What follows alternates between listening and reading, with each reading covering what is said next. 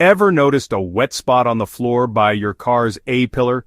That sinking feeling when you get in after a rainstorm and smell it, that musty, damp odor.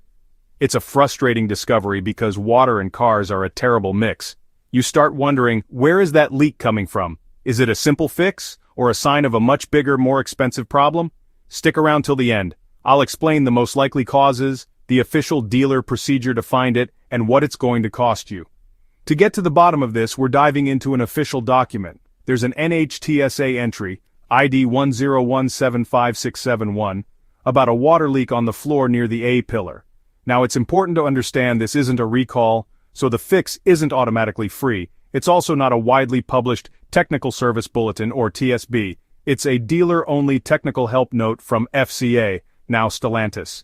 Dealers call these star cases. Think of it as an internal memo for technicians, a guide for a known issue that isn't quite recall-worthy. So how do the pros find it? Technicians start with a simple, controlled water test. They use an open-flow hose, never a pressure washer, as that can force water into places it wouldn't normally go and damage other seals. They let water flow gently over the windshield and roof, perfectly mimicking natural rainfall. While that's happening, they're inside the car. They pull the kick panel, that plastic trim down by your feet, to get a look behind it. They look for pooled water by the wiring pass-through, a common entry point. If there's water, their attention turns to the body itself. They meticulously inspect the seams at the A-pillar. They also check the cowl seams under the windshield for any gaps or areas where the factory seam sealer might be cracked or missing.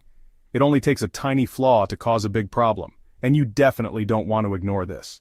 A damp carpet quickly becomes a breeding ground for mold and mildew. Worse, the constant moisture will begin to rust your car's floor pan from the inside out. But the biggest danger is to your electronics. Water can seep into wiring harnesses and control modules, causing short circuits and a host of bizarre, expensive electrical gremlins. If they find a gap, the fix is to reseal it with a clear, flexible seam sealer like Kent High-Tech P10200, and if your vehicle has a sunroof, that's another prime suspect. Technicians will check the right front sunroof drain tube. These tubes are designed to channel water safely out of the car, but if one becomes clogged with debris or gets disconnected, water backs up and overflows right into the cabin. A loose or clogged drain is a super common cause of leaks in this area. Many owners online have had luck resealing these seams themselves, cleaning out the sunroof drains, and sometimes even reworking the windshield seal, especially in the lower corners where it can shrink over time. So, what's the damage to your wallet? If you're handy and can find the leak, a tube of seam sealer costs around $20. It's a very doable DIY if you're comfortable pulling interior trim. But if you take it to a dealer, the cost is mostly in the labor for diagnosis. Expect to pay anywhere from $150 to $400. It all depends on how long it takes them to hunt down where that pesky leak is hiding. So, to recap, you're looking at a $20 DIY fix or roughly $150 to $400 at a dealer. The key is to act fast before minor water intrusion causes major damage. Have you ever dealt with a mysterious car leak? Share your story in the comments below.